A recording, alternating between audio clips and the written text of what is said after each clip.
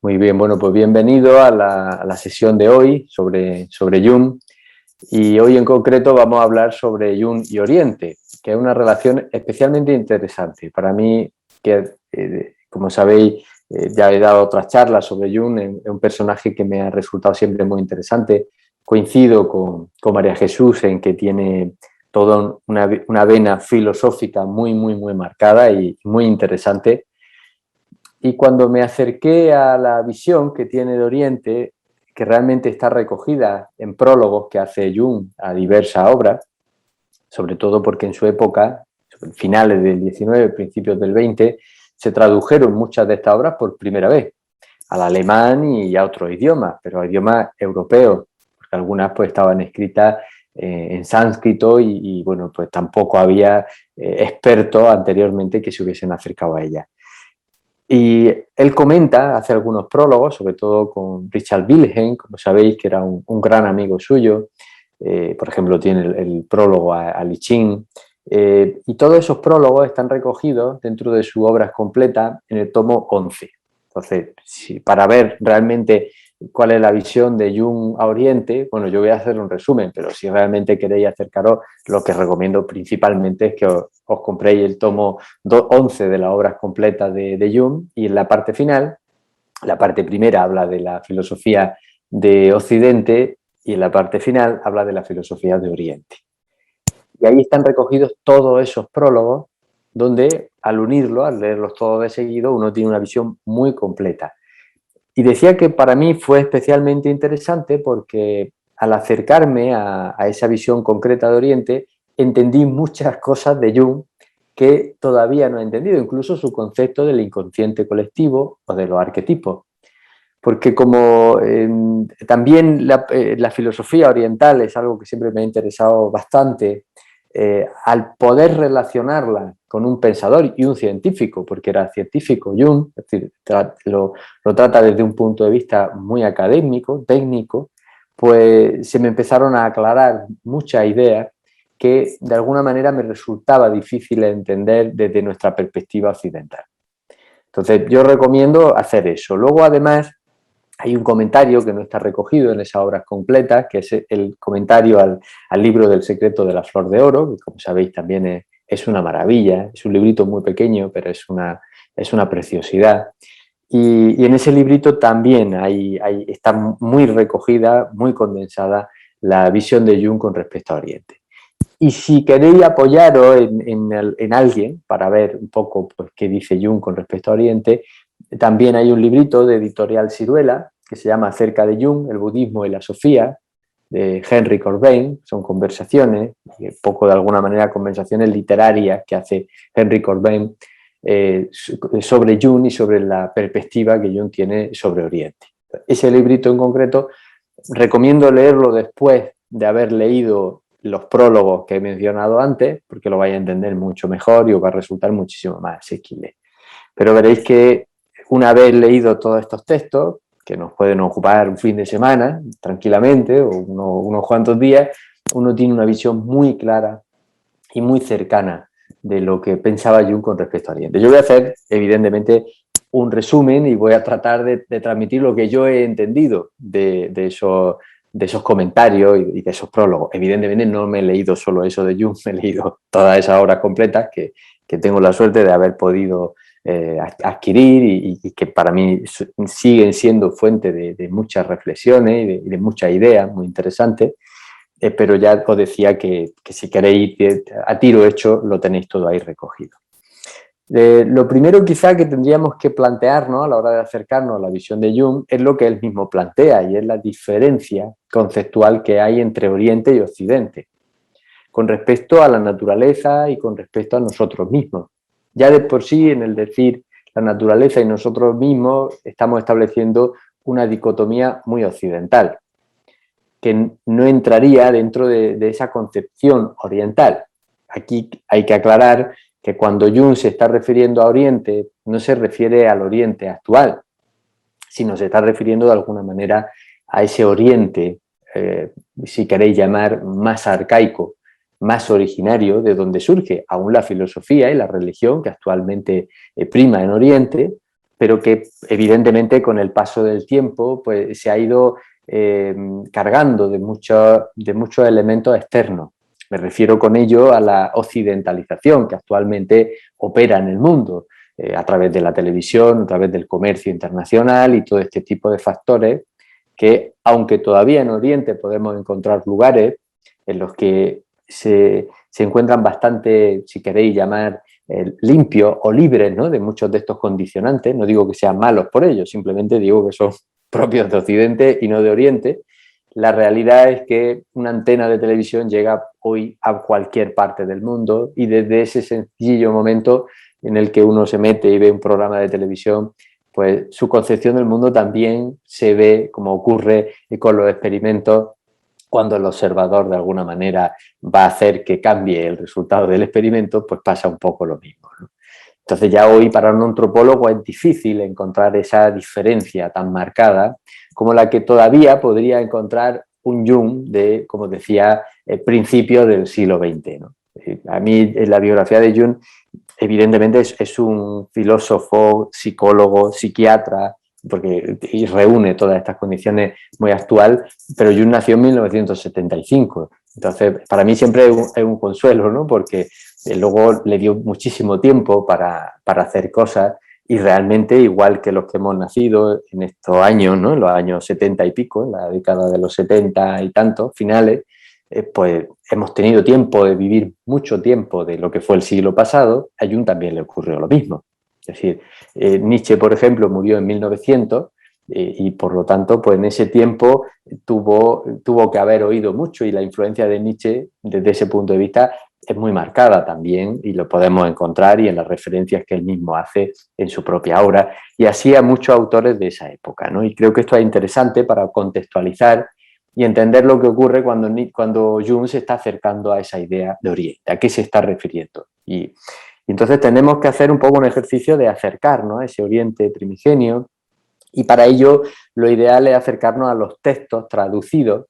Ya en la traducción siempre se va a perder algo, pero cuando nos acercamos a un texto de primera mano estamos ya viendo algo más claro que cuando lo estamos viendo a través de alguien que nos los comenta, ¿no? Y yo creo que eso es muy importante, es un ejercicio que como aspirante a la filosofía cualquier ser humano, digo como aspirante al conocimiento, pues debería de hacer, ¿no? Es decir, tratar de ir siempre a los textos fundamentales para ir determinando. Pero hay un elemento interesante aquí. Entonces, cuando él se acerca a Oriente, lo que ve es un cambio de mentalidad. Es decir, el concepto de mente, tan natural para él por su profesión, en Oriente engloba algo mucho más complejo que lo que engloba en Occidente. O sea, cuando él ve el concepto de mente universal, se va a encontrar algo análogo a lo que él ha denominado como inconsciente.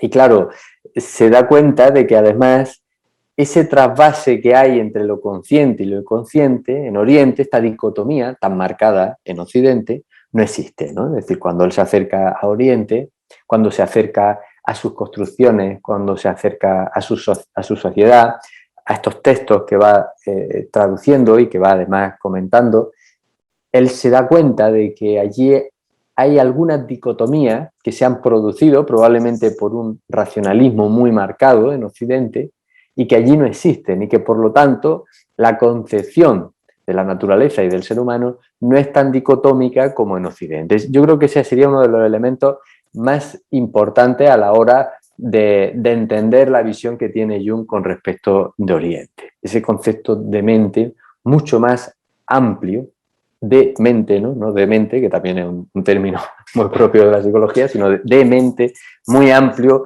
y que abarca muchísimas más cosas.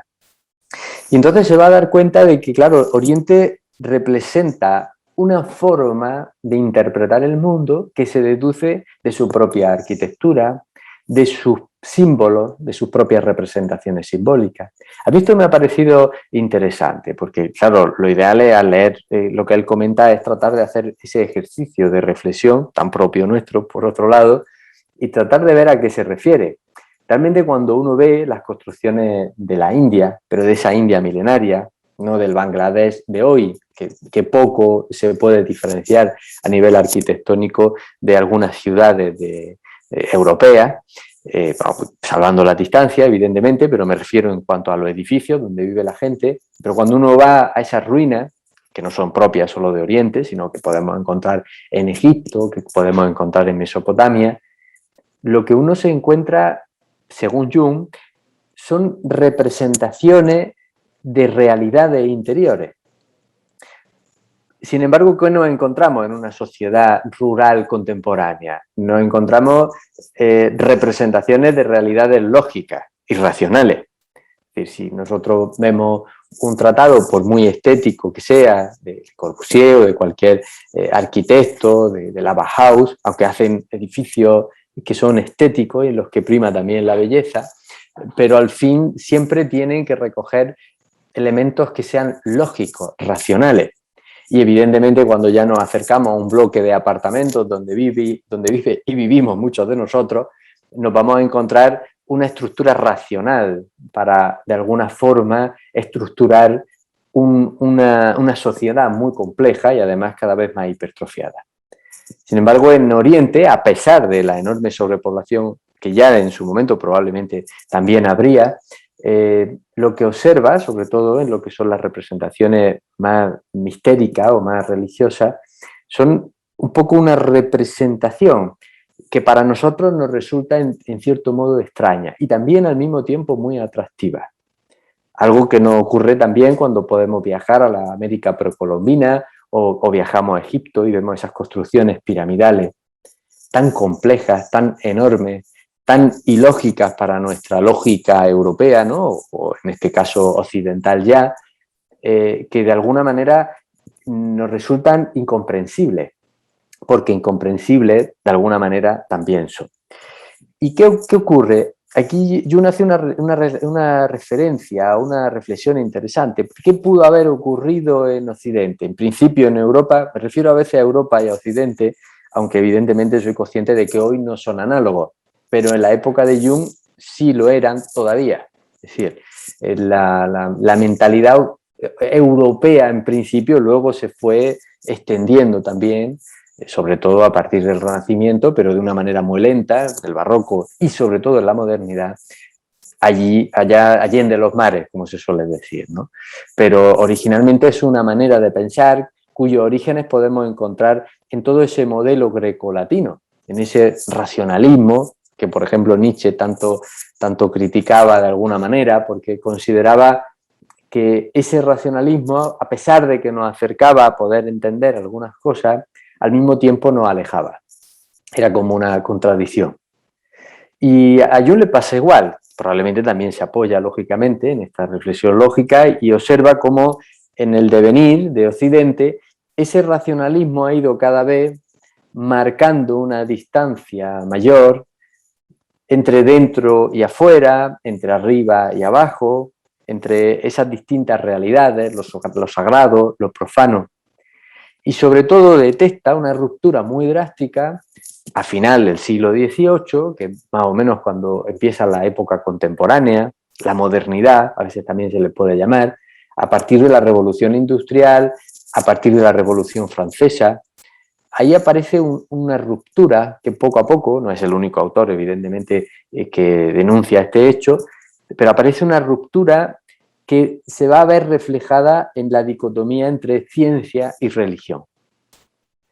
Entonces, para él, Oriente todavía, incluso hoy, a pesar de esa occidentalización, tendría relacionada la ciencia y la religión. Nosotros la tenemos totalmente sesgada, o por lo menos en la época de Jung. No sé si estoy ya tan de acuerdo a que hoy lo esté. Creo que hoy las cosas van cambiando y además de manera bastante rápida.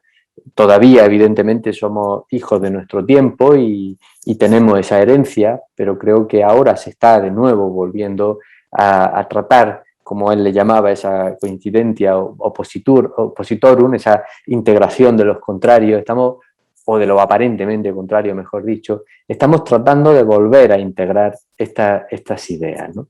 Pero claro, aquí lo que observa Jung es que en Occidente, de alguna forma, la religión se posiciona hacia un exceso de metafísica positiva, es decir, a una afirmación absoluta de lo metafísico, casi una negación de lo no metafísico, es decir, de lo material, y por otro lado la ciencia, para él, y el término me gusta, entra en una especie de metafísica negativa, es decir, una afirmación absoluta de la realidad de lo material y una negación absoluta de la realidad de lo inmaterial, de lo sagrado, llamarlo, ponerle el nombre que queráis, ¿no? Es interesante porque realmente esa ruptura la podemos ver de manera muy clara. La podemos ver muy clara además a partir de todo el siglo XX. Y como decía, a pesar de que la posmodernidad, sobre todo después de la Segunda Guerra Mundial, va a generar una nueva reflexión con respecto a todos esos dogmas, esos axiomas que se habían marcado, entre ellos ese materialismo tan exacerbado, pues no podemos evitar todavía tener esa inercia que nos lleva muchas veces a pendular entre los excesos, a caer en un lado y en otro. Y remarco esto porque es uno de los peligros que ve Jung cuando uno se acerca a Oriente. Para Jung, evidentemente, Oriente, uno lo puede ver perfectamente en sus comentarios, supone un antes y un después también para él, cuando él descubre todo esto. O sea, también él le ilumina el encontrar Oriente, aún en sus propias reflexiones ya tomadas. Pero a pesar de ello, se da cuenta del riesgo que supone para un occidental acercarse excesivamente a ese Oriente primigenio sin tomar unas determinadas precauciones. ¿Cuál es el peligro? El mismo, es la polarización excesiva. Es esto o lo otro, allí o aquí, Oriente u Occidente. De alguna forma, cuando uno lee a Jung, se da cuenta de que Jung está abogando por una integración de Oriente y Occidente. Ahora vamos a ver cómo la plantea, porque es muy, muy interesante.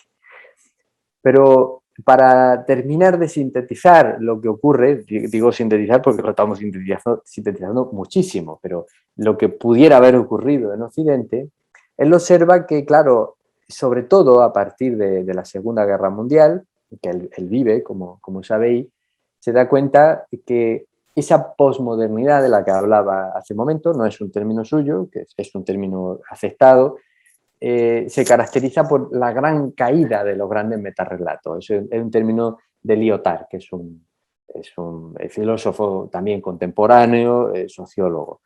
Y plantea que efectivamente, de alguna forma, lo que ha caracterizado nuestro tiempo es la decepción con respecto a esas grandes verdades asumidas en Occidente hasta el momento en el que se demuestra que la humanidad, que aparentemente había ido progresando, había ido avanzando, pues ni había progresado tanto ni había avanzado tanto. Los horrores de la guerra, no solo evidentemente el gran holocausto, sino el holocausto general que supuso esa guerra, las barbaridades que se cometieron en un sitio y en otro, denotó y denotaba que la humanidad aún no estaba preparada y que todas esas afirmaciones realmente pues no lo eran, no eran tan reales como aparentemente parecía. Esa caída de metarrelatos hizo que de alguna forma el ser humano perdiera esos mediadores, entre ellos la propia religión, entre esos conceptos, entre lo divino y lo humano, o lo sagrado y lo profano.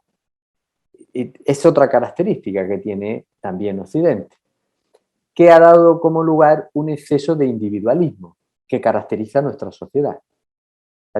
Al perder ese mediador que de alguna forma nos aglutinaba en torno a lo sagrado, en torno al altar de lo sagrado, y con lo sagrado utilizo también un término de Walter Otto que plantea como un concepto neutro, ¿no? Ahí englobaríamos evidentemente todas las religiones y todos los credos y visiones e interpretaciones del mundo, ¿no? En torno a eso, de lo sagrado, a la pérdida de ese mediador, el ser humano de alguna forma se siente huérfano, se siente solo y se protege a sí mismo, pero no lo hace interiorizándose hacia adentro, sino que lo hace parapetándose con una serie de elementos, ¿no? Y de ahí evidentemente no vamos a entrar, pero podríamos hacer una reflexión en base al consumismo y al modo de vivir que tiene hoy el ser humano, muy individualista, que cree ser capaz que desde su casa, con un ordenador y una serie de cuestiones, prácticamente tiene el mundo a su disposición sin necesidad de intermediadores. Es una ficción puesto que evidentemente nada llega a su casa sin intermediadores, entre ellos el chico o la chica que le trae los paquetes, pero tiene esa sensación de ficción, de irrealidad, de que por sí mismo es capaz de hacerlo todo. Es una casi sensación de omnipotencia, como le llamaría Freud, que de alguna forma nuestra sociedad ha generado con la pérdida de esos mediadores. Ese status quo del que de alguna manera estamos partiendo a la hora de acercarnos a Oriente, lo tenemos que tener en cuenta. Es decir, partimos de esa base.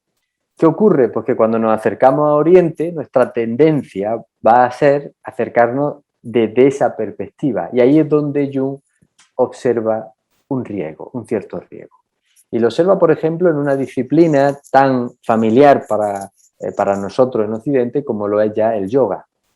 El yoga hoy se ha extendido de una manera muy generalizada. Sabemos que hay distintos tipos de yoga en Oriente, pero el yoga que llega a Occidente es el primero de ellos, que es el Hatha Yoga. Pero además dentro del Hatha Yoga, como sabéis, pues ha habido muchas variantes, hasta tal punto que podríamos hablar, o incluso en algunas partes se habla de un yoga occidental. Que de alguna manera hemos hecho nuestra esa práctica del yoga. ¿Qué observa? Que claro, para el occidental el yoga es algo parecido a una práctica gimnástica, entre cierto modo, de hecho hay un yoga deportivo, pero que tiene algo más y por eso es tan atractivo. Tiene de alguna forma una parte, podríamos decir, científica, en cierto modo, y que nos permite de alguna manera también acercarnos a lo que, por ejemplo, Michel Foucault le llamaría las inquietudes sí o las prácticas de sí. Es decir, el yoga ha permitido a Occidente acercarse un poco a sí mismo. Son prácticas de conocimiento interior, a partir de la escucha, de la contemplación, de la meditación, de aprender a manejar el cuerpo. Y Jung reconoce que es evidentemente algo infinitamente más poderoso, no digo mejor, sino más poderoso que la gimnasia ordinaria que podemos tener aquí. ¿Qué ve como riesgo? Pues precisamente en esa potencia que puede tener el yoga, es decir, puede hacernos eficaces de alguna forma al poder generar un poder de uno sobre uno mismo, que si no está acompañado de una voluntad de alguna forma trabajada, no es un término que utilice Jung, el de voluntad, pero creo que lo podemos entender de esa manera, si no hay de alguna manera un desapego real de esas pasiones que de alguna forma también nos hacen estar tratando de conquistar permanente el mundo circundante y no tanto el interior, lo que observa Jung es que, claro, lo que puede generar es seres humanos muy eficaces, pero sin una voluntad clara de hacer el bien, de alguna manera, o por lo menos de no hacer el mal. Es decir, ahí ve un riesgo. Ese es uno de los riesgos que ve con respecto al yoga.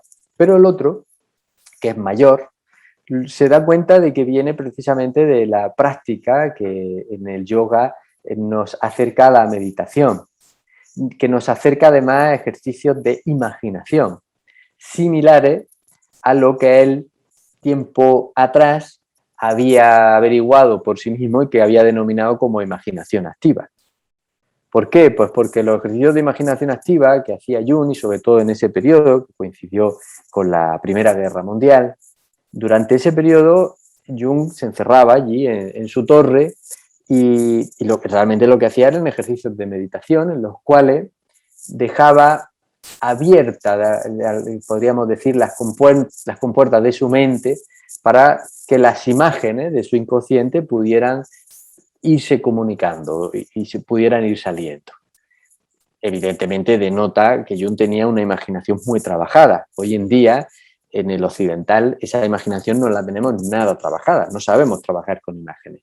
De manera que cuando hacemos ese ejercicio, lo más normal es que nuestras propias necesidades, nuestras propias cuestiones del día cotidiano vayan a surgir. Y además no vamos a saber diferenciar ni trabajar con esas imágenes de una manera eficaz, lo cual puede hacer que irrumpan de una manera descontrolada en nuestra psique. Ese es uno de los riesgos que ve.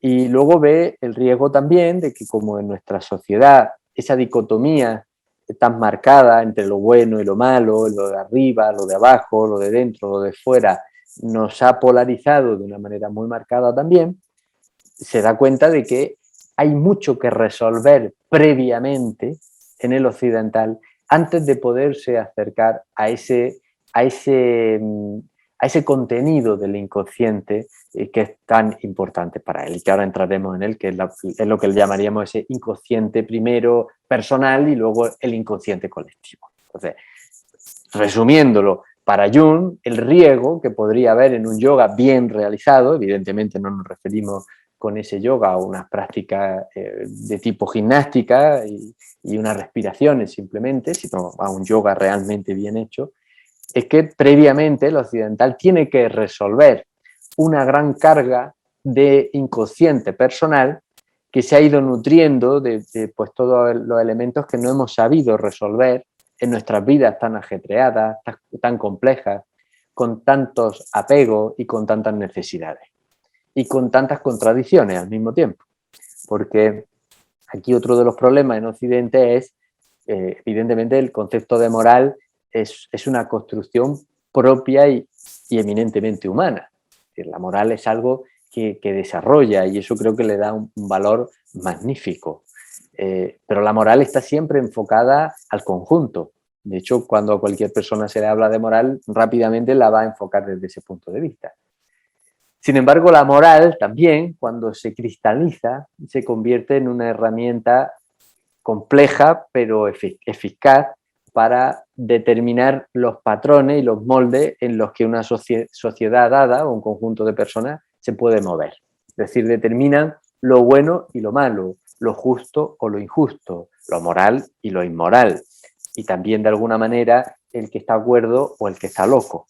Esto, por ejemplo, para ahondar un poco en esta idea, realmente Michel Foucault hace un análisis muy interesante de cómo esto en nuestras sociedades es algo muy, muy marcado, ¿no? Entonces, claro, esos conceptos morales tan rígidos a veces generan contradicciones en nosotros que nos resulta difícil resolver porque algunos, pues, algunos en alguna ocasión pueden ir incluso contra nuestra propia naturaleza. Me refiero, por ejemplo, a cuestiones relacionadas con la sexualidad, que, por ejemplo, Foucault también las plantea, tiene además una obra muy interesante a este respecto, y que Jung también la observa, porque evidentemente fue, aunque luego lo desarrolló de una manera mucho más compleja, discípulo de Freud, y observaba cómo este elemento tiene una marcada implicación en el desarrollo de nuestra psique desde que somos muy pequeñitos, ¿no? Entonces, toda esa parte, todas esas dicotomías que forman parte del inconsciente personal, en Oriente, por lo menos en ese Oriente primigenio, Jung considera que no están tan marcadas. Hay una forma de vivir más cercana a la naturaleza, más natural, con un sentido mayúsculo del término, que hace que el individuo no se recargue con tantos elementos externos y que por lo tanto, además, al tener una vivencia más arcaica de lo sagrado, y ahí podríamos también coincidir con Nietzsche a este respecto, al tener una vivencia más natural, menos racional en su relación con lo sagrado, con lo mágico, con lo misterioso, es decir, con todas aquellas cosas que no podemos explicar, sin tener que antropomorfizar excesivamente, sin tener que aportar una racionalidad humana y dar una seidad humana a estas potencias de la naturaleza, al vivir de una manera, ya decía yo, muy relacionada con esa naturaleza, considera Jung que el ser humano se carga de menos elementos para el inconsciente personal y vive de manera constante en relación con esa parte del inconsciente colectivo. Esta reflexión es interesante porque también nos hace ver un poco nuestro modo de vivir, o por lo menos reflexionar al respecto de nuestro modo de vivir actual, hasta qué punto podríamos decir que vivimos conforme a la naturaleza. Natural es puesto que estamos vivos y la vida es natural, pero permanentemente estamos generando fricciones con respecto a esa naturaleza. Permanentemente tratamos de hacer que los acontecimientos sean como a nosotros nos gustaría que fuesen y nos cuesta mucho asumir la realidad de los acontecimientos tal como son. entre ellos la misma muerte. Basta ver los ritos funerarios de algunas culturas ancestrales para ver una relación muy natural con la muerte. Tan natural que en algunos casos nos resulta extremadamente chocante a los occidentales que tan asépticos somos en relación a la muerte, que la apartamos de las ciudades, las tenemos alejadas e incluso ya hoy un velatorio pues parece algo que a veces parece, uno ve al fallecido y parece que ni siquiera hubiese fallecido, lo cual nos resulta luego difícil de asumir y de digerir en nuestra fase de duelo, y esto además es conocido en el ámbito de la psicología, ¿no? Entonces, como veis, para Jung, esa dicotomía Oriente y Occidente se basa además en esa otra dicotomía que decía hace un momento. Y además se refleja en una forma de ser también distinta, que como sabéis, si habéis leído esa obra tan interesante, aunque es compleja también por la forma en la que está escrita, de Jung, que es tipo psicológico, Jung, el desarrollo que hace de los tipos psicológicos lo hace partiendo de dos tipologías primarias, que son el introvertido o introvertida y el extrovertido o extrovertida. Para Jung, Occidente es naturalmente, por su desarrollo histórico, extrovertido, o sea, vive hacia afuera, y Oriente es introvertido, ese Oriente al que nos referíamos hace un momento. No digo el de hoy, aunque todavía hoy habrá quien todavía sea introvertido, ¿no? También lo hay en Occidente. Realmente, cuando yo que doy clase y tengo alumnos introvertidos y extrovertidos, me di cuenta de lo difícil que es vivir en un mundo diseñado para la extroversión a una persona que es introvertida. O sea, es complejo y diría incluso que es duro el poder sobrevivir y relacionarse en un mundo de tanta apariencia y de tanto agasajo exterior y de tan poca vivencia interior, que tenemos que hacer incluso un esfuerzo, los que nos gusta la filosofía, en tratar de demostrar que esa vivencia interior no solo es útil, sino que es necesaria, no solo para el individuo, sino para el conjunto. Eso lo denuncia Jung también, el hecho de que para el occidental nos cuesta muchísimo entender que para mejorar el mundo tenemos que mejorarnos a nosotros mismos, tenemos que empezar por mejorarnos a nosotros mismos, ¿no? Y lo dice además Jung en estos textos, curiosamente, y algo que además estoy totalmente de acuerdo. Claro, la tendencia a la extroversión de Occidente nos ha llevado también a una visión, en el mejor de los casos, de psicologismo, ¿no? Es decir, de uso de esta herramienta, algunas orientales, otras desarrolladas también aquí en Occidente, y que derivan de la propia forma de hacer filosofía occidental, desde los griegos, de los romanos, pero para beneficio propio solamente, ¿no? Es decir, para estar a gusto, para sentirnos bien. De hecho, coincidiréis conmigo en que muchas veces cuando uno se siente atraído por Oriente, a veces puede caer en esa trampa de ejercitarse en estas técnicas solamente por su beneficio. Es normal en una sociedad tan individualista como la nuestra. Pero viendo hacia dónde nos lleva ese individualismo, creo que ya es momento, y creo que no somos los únicos, de pensar en plural, empezar a pensar un poco más en plural. Y por lo tanto, si empezamos a pensar en plural, todo esto lo vamos a poder seguir aplicando, pero lo vamos a aplicar salvándonos de nosotros mismos, de nuestros propios demonios interiores, que son muchas veces los que van a generar ese uso que puede ser peligroso. Aquí hay otro elemento interesante que observa Jung al acercarse a Oriente, y es que él se da cuenta de que, en el fondo, nuestra vivencia de lo sagrado no es más que una representación interior de lo sagrado. Yo a mí no solo he tenido, sigo reflexionando mucho con respecto a esto. Uno piensa en lo sagrado y lo piensa fuera, ¿no? Es decir, lo sagrado, y se lo imagina ahí. Probablemente esa dicotomía nos viene por el hecho de pensar en un cielo que está allí, que está fuera, ¿no? Porque está la tierra y el cielo, ¿no? Y lo material y lo divino. Ahí plantear la reflexión panteísta de Jung, de poder considerar la materia como parte de ese todo, de una unidad.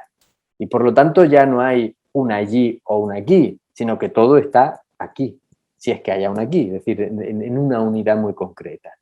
Y por lo tanto, cuando uno se quiere acercar a esa realidad, porque es una realidad para Jung, todo aquello que acontece en la psique, lo tiene que hacer mirando un poquito para adentro, tiene que haber una introversión. Jung no es que, digamos, idealice la introspección oriental. De hecho, para Jung quizá observa y detecta un exceso de introversión, igual que ve un exceso de extroversión. Va a buscar un tipo intermedio. Esto es una máxima de la filosofía y de la mística, ¿no? El encuentro de ese punto de equilibrio. Ahí está la coincidencia oppositorum. Sabéis que Jung, después de ese periodo, cuando escribe su bellísimo y difícilmente descifrable libro rojo, se acercó tanto a todo ese mundo de los mandalas de Oriente como a la alquimia. Y en la alquimia encontró también muchas respuestas a esas realidades interiores a las que se estaba acercando. Lo interesante de Jung es que uno lo va leyendo y desde los primeros textos a los últimos hay una progresión. Para entender a Jung no podemos decir Jung pensaba así. Yo creo que a ningún ser humano podríamos hacerle semejante faena, ¿no? Y todo, si no, no estaríamos filosofando. Vamos evolucionando y vamos ampliando terreno. Y es muy interesante ver esa progresión en Jung y cómo él, a lo largo de su vida, cada elemento que va tomando le va dando respuesta. Por eso coincido con María Jesús en que sea filósofo. Hoy en día, para considerar a alguien un filósofo, tiene que haber desarrollado, como Wittgenstein, un corpus filosófico, ¿no? Es decir, tiene que haber desarrollado toda una teoría filosófica del mundo, del ser humano, de la naturaleza y demás, ¿no? Jung no hace ese ejercicio concreto, pero en su devenir histórico, en su devenir biográfico, lo desarrolla en sí mismo. En esa búsqueda incesante de ese sí mismo, ¿no? de ese encuentro con ese punto de equilibrio también entre lo consciente y lo inconsciente, va aprovechando, va bebiendo, se va nutriendo de todo lo que va ocurriendo en su vida, ¿no? Por lo tanto, ese concepto de la coincidencia oppositorum, que es propio de la alquimia, pues para él luego va a ser un lugar común para, de alguna forma, identificar ese concepto del sí mismo tan interesante, en el que se integra lo consciente y lo inconsciente sin una pérdida absoluta, pero con un soltar riendas a la conciencia que de alguna forma tiene que dar paso a una cierta libertad que nos cuesta mucho trabajo realizar, ¿no? Ahora con lo inconsciente lo vamos a ver. O sea, hay un cierto sacrificio que uno tiene que realizar desde Occidente para poder acercarse a Oriente. Y es el sacrificio de esa comodidad en el que nosotros nos movemos de lo concepto, de lo conceptual, de lo racional, de lo razonable. Y esa pérdida, esa suelta de las riendas no puede ser absoluta, pues el riesgo todavía para nosotros, con una conciencia muy incipiente, un desarrollo de la conciencia muy incipiente, es la pérdida absoluta de esa conciencia, es decir, la pérdida en el no yo, pero además de una manera totalmente drástica, que es lo que podría ocurrir en una psicosis, por ejemplo, en la que hay una inflamación de lo inconsciente que no solamente precipita en la conciencia, sino que puede llegar incluso a difuminarla o hacer que se pierda, ¿no? Entonces, bueno, aquí la idea, si nos fijamos, es que Oriente representaría una realidad interior, Occidente representa una realidad exterior. Son las dos caras de una misma moneda que debemos de aprender a integrar. ¿Cómo nos podemos acercar a Oriente? Uno pensaría que, bueno, habría que viajar a Oriente o habría que leer determinados textos. Bien, eso ayuda, por supuesto, porque ese acercamiento también requiere una cierta comprensión. También podamos nosotros no perder absolutamente esa conciencia. Pero la realidad para Jung es que a Oriente vamos a llegar o vamos a arribar desde dentro. En la medida en que vayamos consiguiendo entrar en nosotros mismos sin perder nuestra realidad exterior, también conquista del mundo moderno, pero integrando además estos elementos interiores. Aquí está ese trabajo tan interesante que es el proceso de individuación junguiano, en el que un sujeto consciente, es como, para Jung el proceso de individuación es una construcción occidental que él hace del proceso que un occidental debería de realizar para poder lograr esa integración de lo consciente y lo inconsciente. Y en ese proceso urge un cierto conocimiento y por lo menos una aceptación de la parte inconsciente. Acordámonos de esa frase que a mí siempre la cito y que tanto me gusta del frontispicio de su casa, que era vocatus ad que non vocatus deus aderi, invocado o no, el Dios o la divinidad está presente.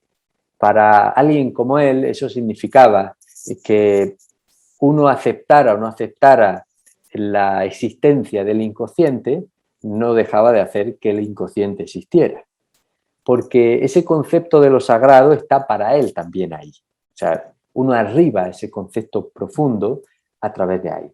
Y quizá el gran descubrimiento, bajo mi punto de vista, es el concepto de inconsciente colectivo para él. Porque el inconsciente colectivo es un lugar en el que estamos todos conectados. Y por eso a él, cuando encuentra el concepto de mente universal, oriental, lo ve tan parecido, tan similar.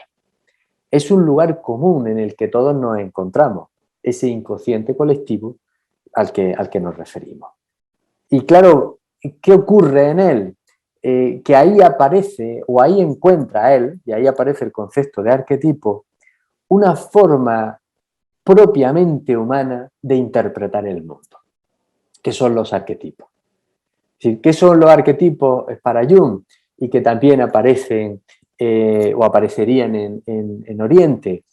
Para Jung los arquetipos son una configuración que a través de la evolución el ser humano ha ido concretando, ha ido generando para poder interpretar el mundo. Sería algo así, o al menos así lo interpreto yo. Es decir, el mundo para nosotros es tal como lo vemos, a pesar de que ninguno de nosotros vemos el mundo de la misma manera. O sea, este mundo, aunque estuviéramos en la misma habitación y miráramos por la misma ventana, ninguno lo contemplamos de la misma manera. Ninguno percibimos ni siquiera ni los colores, ni los olores, ni los sonidos de la misma manera. Pero hay una configuración similar que hace que, entre otras cosas, nos podamos comunicar y que podamos evolucionar también como un conjunto orgánico que somos como humanidad. Estos elementos que se van desarrollando van generando, es decir, realmente el mundo es un conjunto de vibraciones probablemente.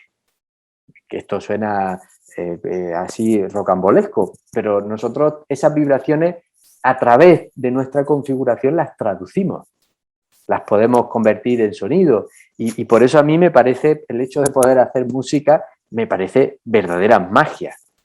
O sea, para mí es verdadera magia, ¿no? El poder hacerlo así, ¿no?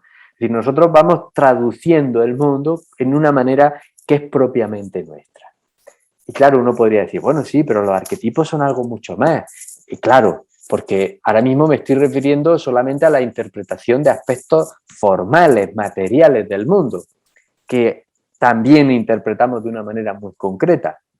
En ese campo de evolución, si nos fuésemos a Oriente, veríamos que esa evolución viene desde lo mineral, pasando por lo vegetal, por lo animal, a lo humano y hacia adelante. O sea, sería un camino en el cual vamos a ir viendo el mundo de una manera diferente a medida que vamos a ir evolucionando como conjunto, como humanidad, como individuo y como humanidad al mismo tiempo. Pero un individuo por sí solo no puede dar un salto dejando atrás, tenemos que ir todos juntos. Puede saltar un poco, pero no del todo. Es decir, hay un punto en el que tenemos que ir y que tenemos que esperar para ir conjuntos. ¿Por qué? Porque somos un todo orgánico desde el punto de vista de Oriente. Entonces, claro, nosotros no solamente percibimos el mundo en nuestro desarrollo desde un punto de vista material. Hay algo más que percibimos de este mundo.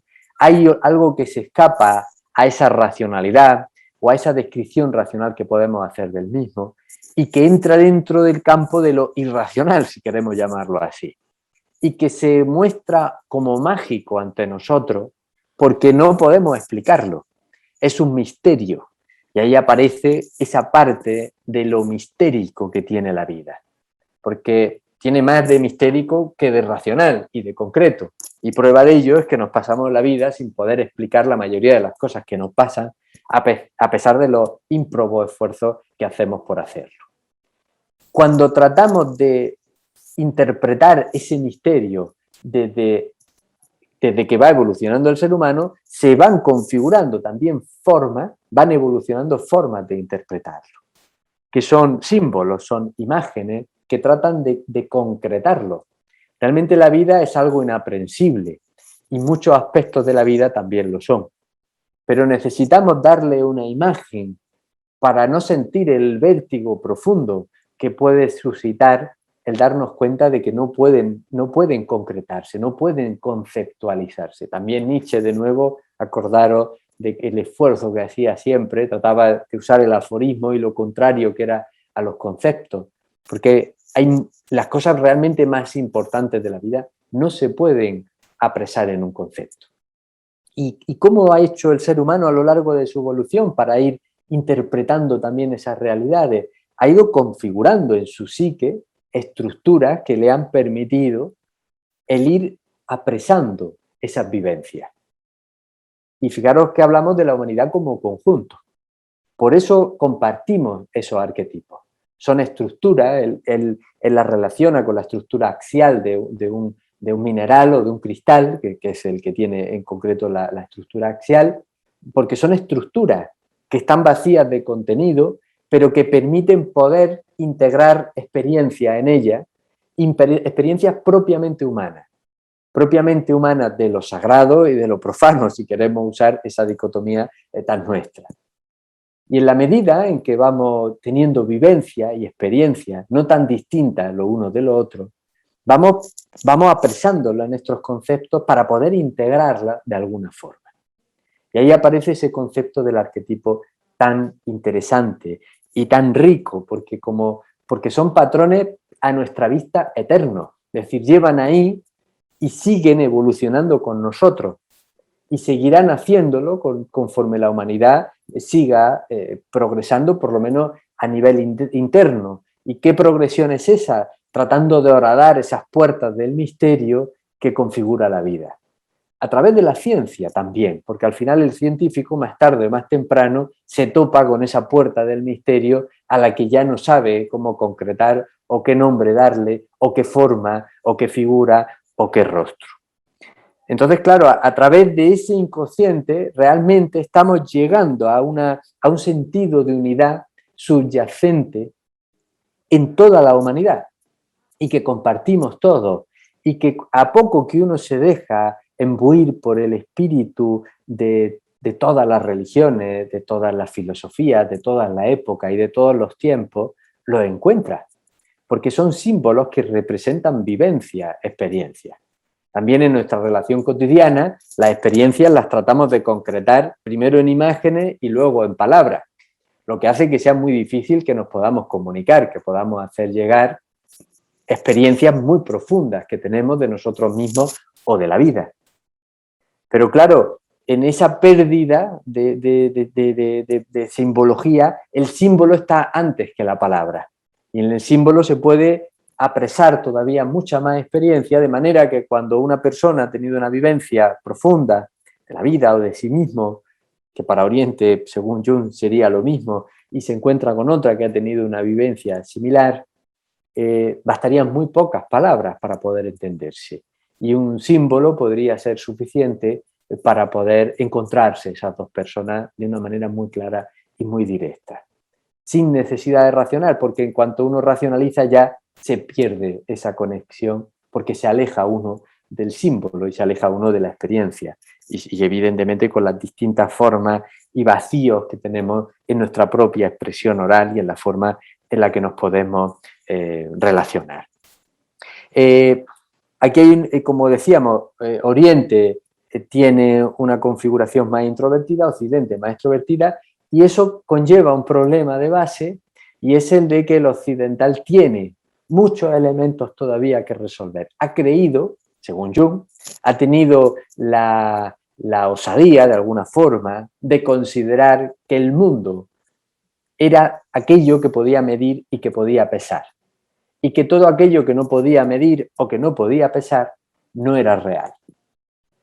Al hacer eso, ha ido dejando cada día, cada instante, cada hora, cada minuto, cada segundo, un poco de sí mismo que no ha podido ser integrado, porque hay una parte de nosotros mismos que no puede ser pesada, no puede ser medida y no puede ser contada. Y entonces esa parte se ha ido quedando oculta, se ha quedado oculta, se ha quedado oculta, generando una especie de montaña que nos impide pasar y a veces ver esa parte del inconsciente colectivo. Y esa es la parte que ahora tenemos nosotros que de alguna manera integrar. Él observa, evidentemente, en el enfermo ese proceso de resolución de lo que él llama la función trascendente, que es la capacidad que tiene el inconsciente de, o mejor dicho, el inconsciente de integrar en la conciencia sus propios contenidos. Es algo natural, no deberíamos de tener que hacer nada en condiciones de naturaleza. Pero como nuestra sociedad nos mete dentro de estas estructuras mentales tan cerradas, lo que nos ocurre es que ese proceso, cuando se enquista, es decir, cuando esa montaña se vuelve un quiste, el problema es que llega un momento que se produce una precipitación. O sea, ya no se van integrando de manera natural porque uno va todo el rato, negando esa parte de sí mismo, negando vivencias interiores, negando vivencias de lo sagrado. No las quiere asumir porque entran en contradicción con su realidad o con la realidad circundante. Y entonces, ¿qué ocurre? Que en determinado momento pueden llegar y precipitan sobre la conciencia, ¿no? Y eso es lo que él estudia en principio, lo va viendo, ¿no? Lo interesante es que él se da cuenta de que eso se da de una manera muy marcada en nuestra sociedad, de una manera más marcada en nuestra sociedad, y observa que en un sujeto sano, esa función trascendente del inconsciente, si uno le deja el lugar necesario, se va a producir de manera natural, como decía, no va a surgir de una manera patológica, de una manera mórbida. Y ahí está un poco la importancia que tiene el tener vida interior. Yo aquí quizá creo que es la gran clave que plantea Jung, ¿no? El poder tener una vivencia interior constante, diaria, cotidiana, no una cosa de alucinar, de sentarse y hacer, simplemente dedicarse todos los días unos minutos a estar con uno mismo. Y la importancia que le da Jung al uso de la imaginación, es decir, trabajar con imágenes, no con fantasías, que serían un poco los sueños de la razón, de los que hablaba Goya, sino realmente imágenes que nosotros podamos crear, que nosotros podamos hacer surgir de nosotros mismos. Creo que el ejercicio del escribir es muy práctico también para ello, porque uno, cuando abre ese pozo, empiezan a surgir muchas cosas, ¿no? Tenemos el ejemplo de la escritura automática, creo que no hay que ir tan lejos. En el hecho de que uno se pone a escribir, automáticamente surgen cosas, pero si no se ha puesto a escribir no lo hace. De ahí que en cualquier escuela de filosofía, desde tiempos remotos, planteara como uno de los ejercicios el hacerlo, ya sea en una tablilla de cera o en un folio, escribir ideas que nos van surgiendo. Y uno se pone y van apareciendo, son formas de, como si fuese una olla express que hace que vayan surgiendo estas cosas. Y surge un conocimiento remoto de la humanidad, que lo tenemos en nosotros. O sea, toda la experiencia de la humanidad, de alguna manera, también precipita en nosotros cuando le dejamos hueco, en aquellas cosas que escribimos o en aquellas cosas que decimos, cuando hemos hecho ese esfuerzo para poder hacerlo. Y hemos aprendido a trabajar, como decía, con esa imagen. Entonces, para la imaginación activa para nosotros sería más esa suerte de aprender a trabajar con elementos concretos, sencillos, que nos permitan realmente tener una real presencia en aquello que va surgiendo. De la misma manera que, como decía, uno se pone a escribir y uno está escribiendo, está ahí, está presente y al mismo tiempo está sintiendo y siendo presente de cómo hay ideas que le están viniendo, pero sin dejar de estar presente, ¿no? Y eso evidentemente requiere un ejercicio. Ya digo, sin alucinar y en entrar en cosas excesivas, sino entrando dentro de los parámetros en los que nos movemos un poquito más. como en cualquier ejercicio o en cualquier disciplina, ¿no? Uno quiere hacer ejercicio y hace siempre un poquito más de ejercicio. No se pone a correr la maratón de Londres porque entonces se pone fatal, ¿no? Bueno, quiero terminar porque no quiero alargarme mucho más. Evidentemente, los comentarios, hay uno muy interesante al Bardo Todol, hace una lectura inversa del Bardo Todol, que es el libro tibetano de la muerte, ¿no? De los muertos traducido aquí, pero realmente representa el proceso post-mortem, y él hace una lectura inversa muy interesante que os recomiendo. Y quizá me parece especialmente interesante la lectura que hace del budismo zen, porque realmente el budismo zen es lo más incomprensible que puede haber para un occidental. O sea, uno puede entender una mentalidad oriental con una cierta racionalidad, pero el budismo zen carece de ella. Es una actitud contemplativa en un sentido casi absoluto.